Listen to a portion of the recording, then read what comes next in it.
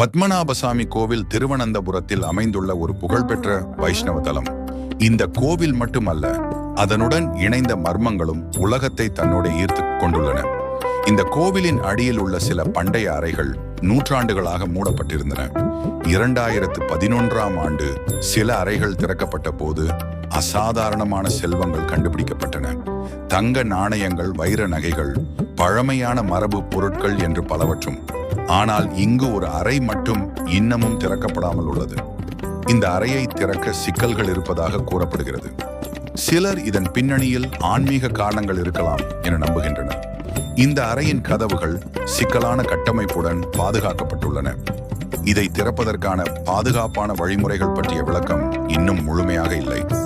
இந்த அறைக்குள் என்ன இருக்கிறது என்பதை பற்றிய கேள்வி நம்மை ஆழமாக யோசிக்க வைக்கிறது. இது ஒரு வரலாற்று பகுதி, ஒரு பாதுகாக்க வேண்டிய மரபு சொத்து, அல்லது கைவிடப்பட வேண்டிய ஒரு உண்மையான மர்மம்? உண்மையில் இது ஒரு வரலாற்று ரகசியமா, அல்லது நம் காலத்தை தொட்ட ஒரு அறிவியல் சவாலா?